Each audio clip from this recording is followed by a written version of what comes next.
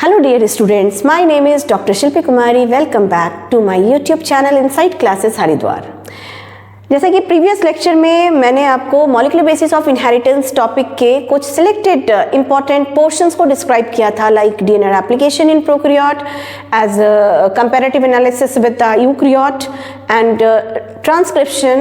Transcription and then gene regulation, okay, lac operon के बारे में बताया था। तो उसी के बेसिस पे मैंने कुछ on the basis of that portion और on the basis of the replication of DNA in prokaryote और यूकैरियोट एंड जीन रेगुलेशन के ऊपर मैं कुछ सिलेक्टेड क्वेश्चंस लेकर के आई हूँ। आई होप कि डेफिनेटली आप है ना इसे बहुत एंजॉय करोगे और इसके कॉन्सेप्ट को समझोगे, काफ़ी आपको इंटरेस्टिंग लगेगा। तो चलो स्टार्ट करते हैं। हमारा टॉपिक है डीएनए रेप्लिकेशन। आज का जो सीरीज है इसमें डीएनए रेप्लिकेशन के कुछ सिलेक्टेड क्वेश्चंस लेकर आई हूं। So the first question, in process of replication deoxyribonucleoside triphosphate, ठीक है, acting as a substrate, providing energy for the polymerisation reaction, acting as an enzyme, both 1 and 2, acting as a substrate भी वो काम करता है and providing energy for the polymerization reaction also. Question number 2, DNA duplication occurs at, DNA duplication कहाँ पे होता है? तो देखो भाई, DNA duplication या replication का जो कॉन्सेप्ट हमने पढ़ा था वो इंटरफेज स्टेज में पढ़ा था। इंटरफेज का एस फेज में डीएनए का रेप्लिकेशन होता है।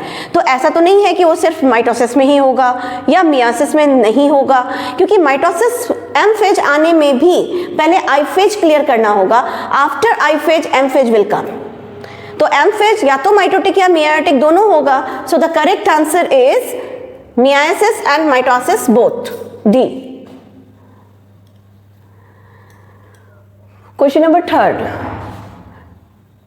DNA replication occurs at S stage, सी।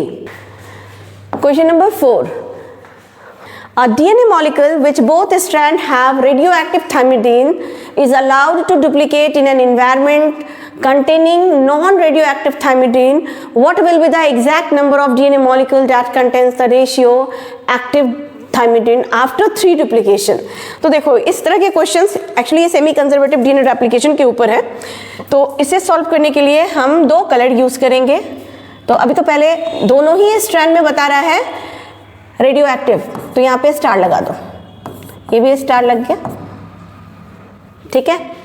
अब इसके कितने जनरेशन तक देखना है हमें? इसके 3 डुप्लीकेशंस, यानी कि 3 जनरेशन की बात हो रही है, ठीक है। तो पहले ये स्ट्रैंड सेपरेट हुआ, ये सेपरेट हुआ, उसके बाद इस पे इसको नॉर्मल मीडियम में डाला तो मतलब ये वाला आ गया,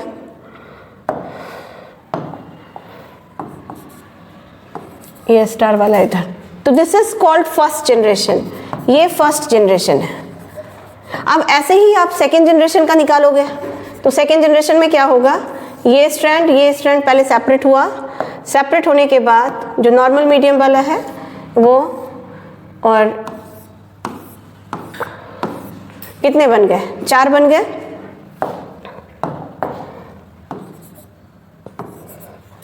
ठीक है। तो this is second generation. Now third generation की बात करते हैं। थर्ड जनरेशन में इसके भी 1 2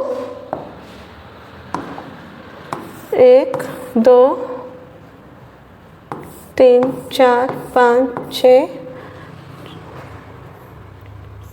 ठीक है, 8 हो गया। 1 2 3 4 5 6 7 8, ठीक है। अब जरा सोचो, इसमें पूछा है कि a DNA molecule on which both strands have radio active, दोनों रेडियो एक्टिव है, ठीक। और जब इसका डुप्लीकेशन होता है तो पहले वो डीनेचर्ड होकर के सिंगल स्ट्रैंड में आएगा। तो ये पर्पल वाला सिंगल स्ट्रैंड में आ गया, ठीक है। Now thymidine is allowed to duplicate in an environment containing non radioactive thymidine.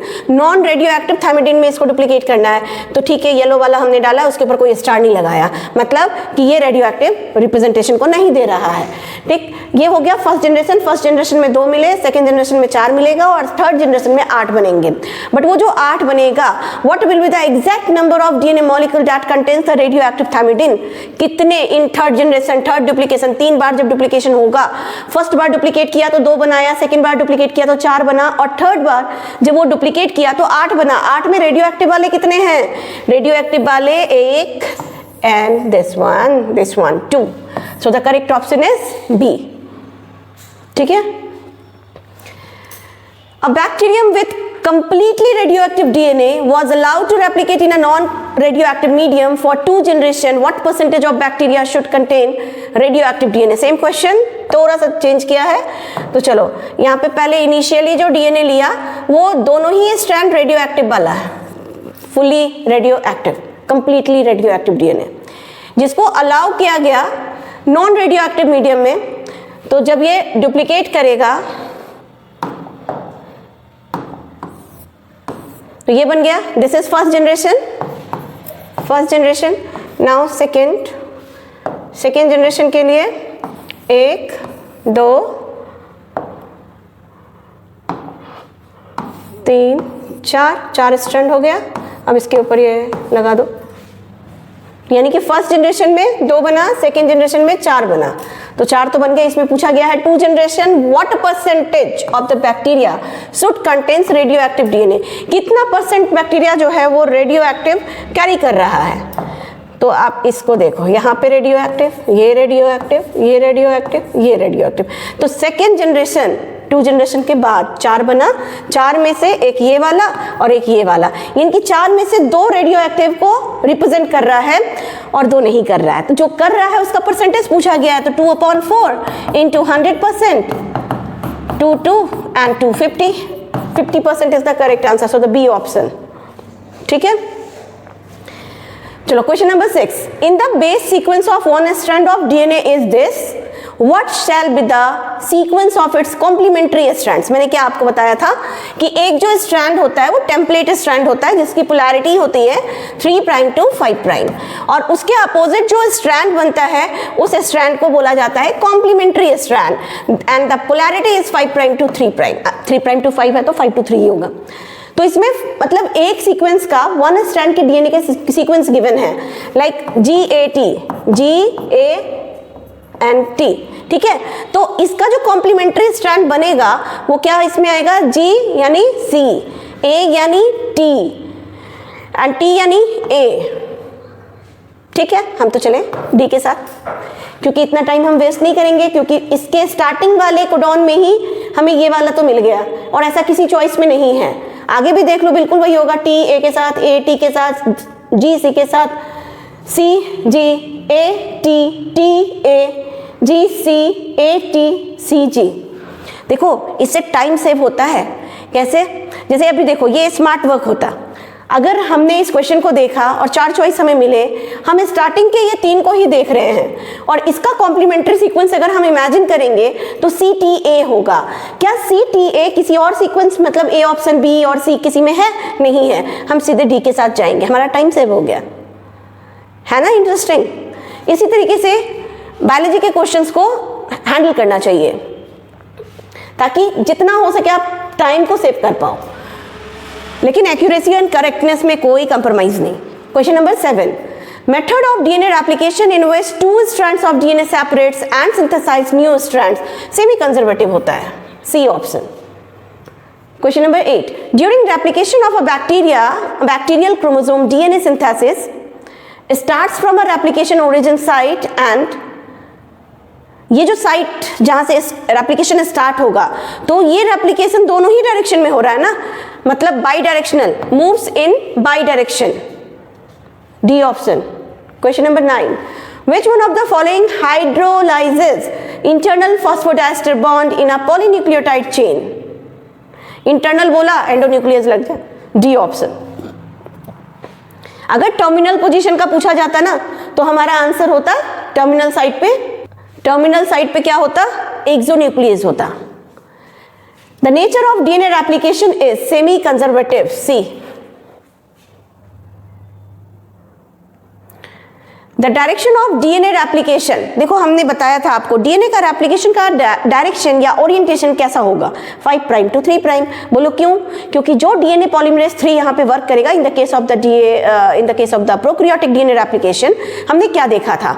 हमने देखा था कि 3 प्राइम टू 5 प्राइम वाला टेम्पलेट स्ट्रैंड था और वहाँ पे डीएनए पॉलीमरेज 3 आता है जिसका डायरेक्शन ऑलवेज 5 to 3 वो मूव करेगा। तो जो रेप्लिकेशन होगा, चाहे लीडिंग स्ट्रैंड की बात कर लो या लैगिंग स्ट्रैंड की बात कर लो, जो सिंथेसिस होगा डीएनए का कॉम्प्लीमेंट्री बेस सीक्वेंस वो ऑलवेज 5 to 3 ही जाएगा। तो एक में बाहर से अंदर की ओर आ रहा है वो लीडिंग स्ट्रैंड था और एक में अंदर से बाहर की ओर सिंथेसाइज हो रहा है वो लैगिंग स्ट्रैंड था। क्लियर? लेकिन ओरिएंटेशन सेम था, 5 to 3 from 5 prime and towards 3 prime and. Correct option is a.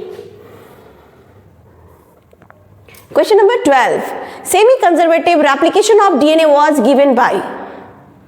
देखो इसमें थोड़ा सा कॉन्ट्राडिक्टरी है क्योंकि सेमी कंजर्वेटिव डीएनए रेप्लिकेशन का स्टार्टिंग किसने किया? वाटसन एंड क्रिक ने किया, जो उन्होंने डबल हेलिकल स्ट्रक्चर को मतलब दिया और साथ ही उन्होंने कॉम्प्लीमेंट्री बेस सीक्वेंस के बारे में, पेयर्स के बारे में बताया।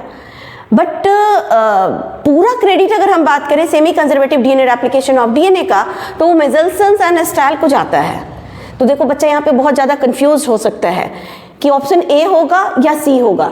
Semi conservative replication of DNA was given by Meselson and Stahl, C option के साथ जाएंगे।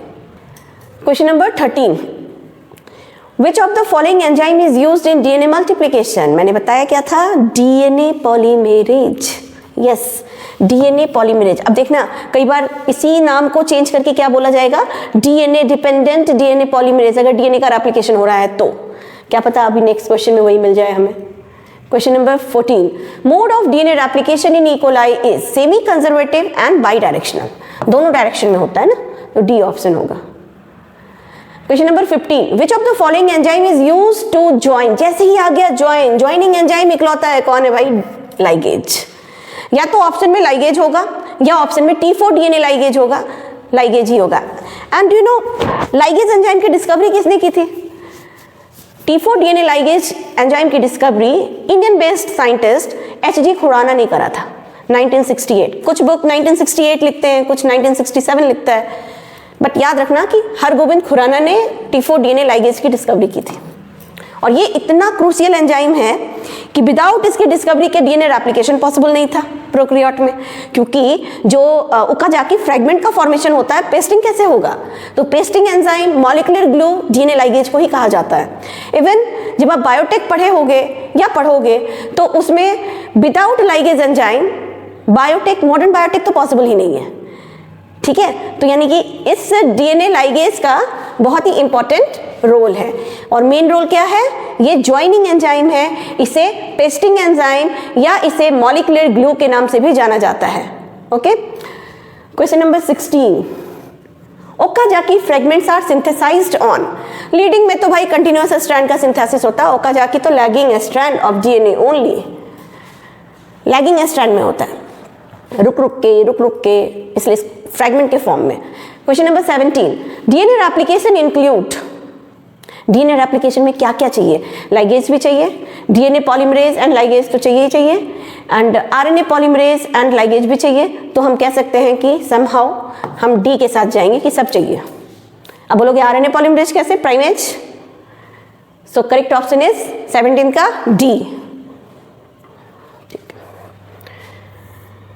18, in DNA replication primer is. Primer क्या होता है? Primer a small ribonucleotide polymer. और मोस्ट ऑफ द बच्चे क्या लिखेंगे? Small deoxy ribonucleotide polymer. नहीं, राइबोन्यूक्लियोटाइड पॉलीमर होते हैं क्योंकि ये प्राइमर्स का फॉर्मेशन करते हैं ना, इसलिए। Question number 19, the strand of DNA which does not code for anything is referred to as a. किसी को कोड नहीं कर रहा है, नॉन कोडिंग स्ट्रैंड और coding strand. The strand of DNA, DNA का 2 स्ट्रैंड बताया था, एक टेम्पलेट स्ट्रैंड था, ठीक है, और टेम्पलेट स्ट्रैंड पे क्या था? इंफॉर्मेशन था, तो वो तो नहीं है। The strand of DNA which does not code for anything is referred to as a.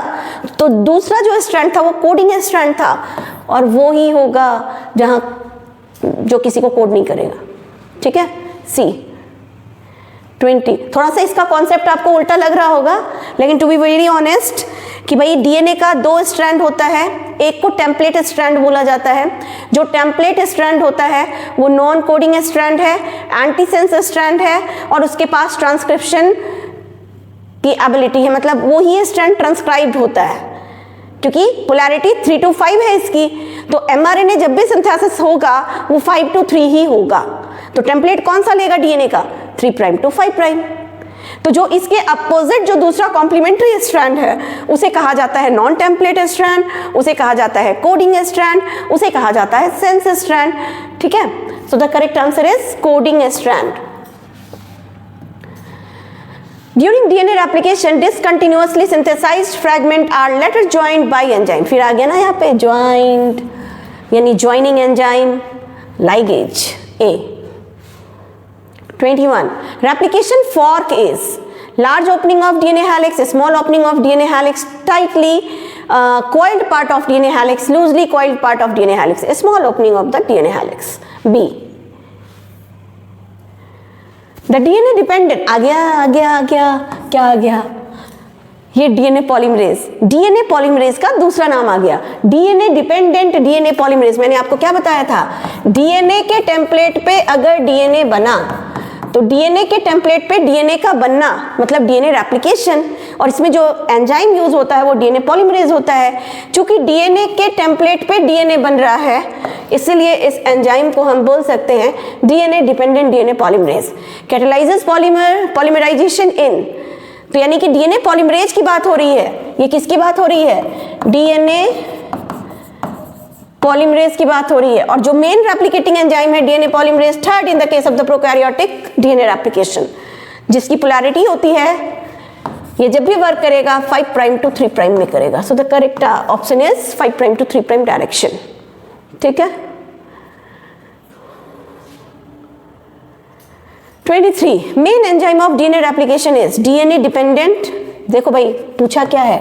DNA replication. अगर डीएनए के टेम्पलेट पे आरएनए बनता, ठीक है, या आरएनए रेप्लिकेशन की बात होती तो वहां पे होता आरएनए पॉलीमरेज, मतलब उसको हम ऐसे बोलते हैं RNA dependent RNA polymerase.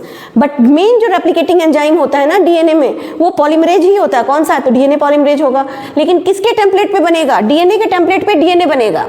So DNA dependent DNA polymerase is the correct answer, B. Question number 24. Which of the following is called adaptor molecule? TRNA को बोला जाता है।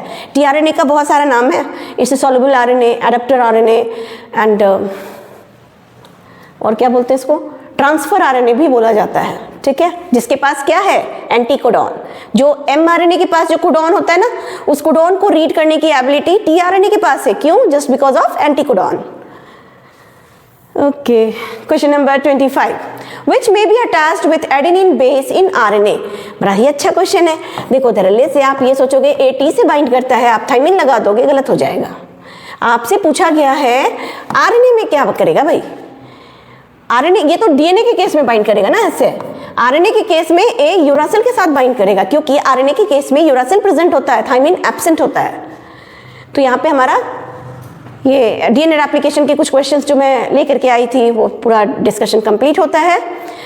आई होप कि सभी को अच्छा लगा होगा, और अगर सच में अच्छा लगा है तो हमारे चैनल को लाइक, शेयर, सब्सक्राइब और साथ ही साथ कमेंट करना तो बिल्कुल भी ना भूलें। तो कमेंट भी कर दीजिएगा। अगर कोई क्वेरी है तो वो भी आप इजीली पूछ सकते हो, नंबर भी गिवन है, आप मुझे डायरेक्ट डीएम भी कर सकते हो। ओके, चलो फिर मिलती हूँ नेक्स्ट सीरीज ऑफ क्वेश्चंस के साथ। बाय।